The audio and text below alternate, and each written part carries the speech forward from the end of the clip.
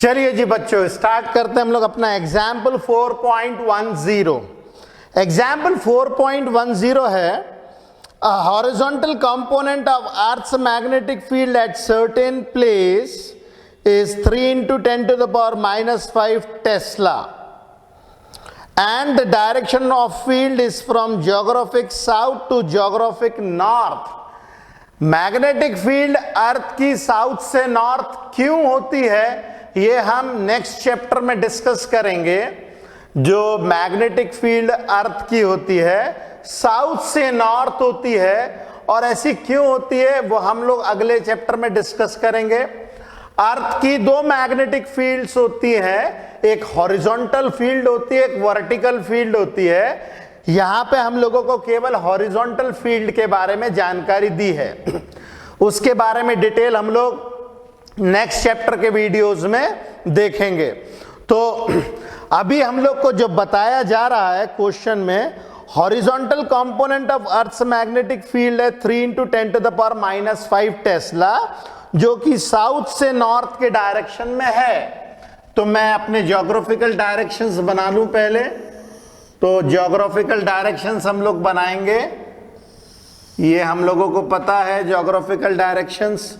ये होता है नॉर्थ, ये होता है साउथ, ये होता है ईस्ट और ये होता है वेस्ट। और हम लोगों की जो मैग्नेटिक फील्ड है साउथ से नॉर्थ की तरफ है और इसकी मैग्नेटिक फील्ड की वैल्यू दी हुई है 3 into 10 to the power minus 5 tesla, जो कि साउथ से नॉर्थ की तरफ जा रही है।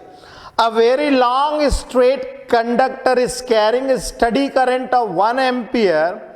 What is the force per unit length on it when it is placed on the horizontal table and the direction of current is east to west? तो ये मतलब इसका पहला पार्ट होगा। पहले पार्ट में करंट जो जा रहा है वो ईस्ट से वेस्ट की तरफ जा रहा है।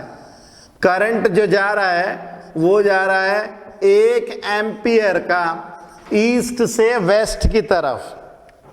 हम लोगों को निकालना है फोर्स पर यूनिट लेंथ, हम लोगों को निकालना है फोर्स पर यूनिट लेंथ, ये हम लोगों को निकालना है। अब हम लोग को पता है फॉर्मूला, फोर्स का फॉर्मूला होता है बिल साइन थीटा।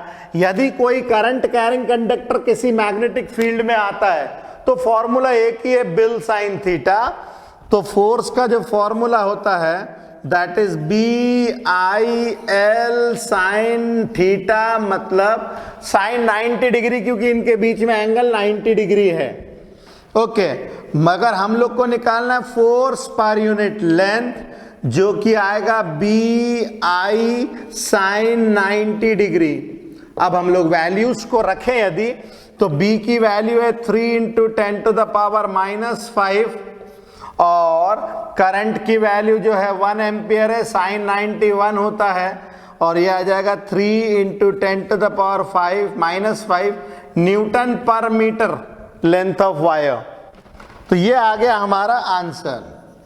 मगर अब आप देखिए कि जब हम लोगों ने 1 एम्पियर की डेफिनेशन दी थी, 1 एम्पियर की डेफिनेशन देने के टाइम पे यही फोर्स पर यूनिट लेंथ आया था 2 into 10 to the power minus 7।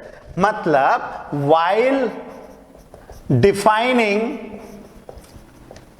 1 ampere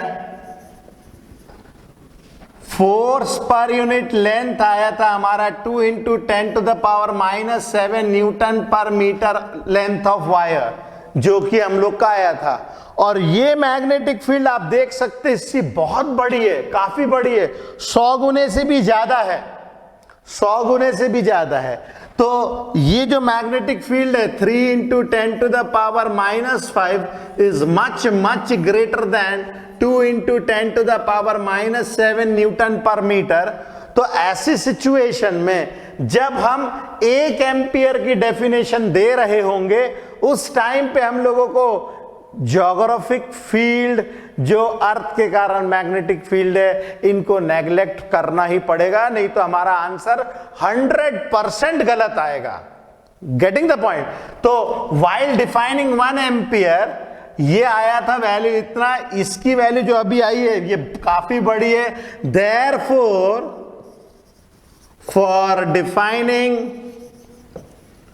1 ampere such stray fields should be neglected। नहीं तो हमारा आंसर जो है वो गलत आएगा और हमारी डेफिनेशन सही नहीं होगी। जबकि ज्योग्राफिक फील्ड बहुत वीक मानी जाती है मगर फिर भी इससे बहुत बड़ी है। ठीक है, तो आसपास यदि कोई मैग्नेट रखा है और अर्थ है तो उसकी मैग्नेटिक फील्ड को हमें नलीफाई करना पड़ेगा किसी भी तरीके से। तो ये तो हो गया इसका भाई पहला पार्ट। दूसरे केस में बोल रहा है कि करंट साउथ से नॉर्थ डायरेक्शन में जा रहा है। अब इसी के बी पार्ट में हमारे पास में ज्योग्राफिक डायरेक्शन के हिसाब से देखा जाए तो ये नॉर्थ, साउथ, ईस्ट, वेस्ट।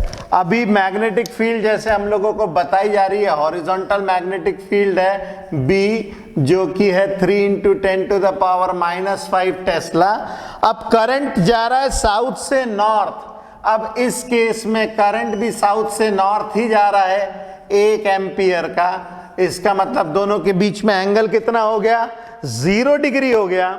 तो यही अगर हम लोग फोर्स पर यूनिट लेंथ निकालें तो यहाँ पे फोर्स पर यूनिट लेंथ जो आएगा वो आएगा BI sin 0 डिग्री। साइन 0 चूंकि 0 होता है तो आंसर आ जाएगा 0। मतलब करंट कैरिंग कंडक्टर जब मैग्नेटिक फील्ड के डायरेक्शन में या ऑपोजिट डायरेक्शन में जाएगा तो फोर्स नहीं लगता है। ओके, तो आई होप ये समझ में आया होगा। इजी क्वेश्चन है, फटाफट कीजिए फिर हम अगले टॉपिक पे चलते हैं।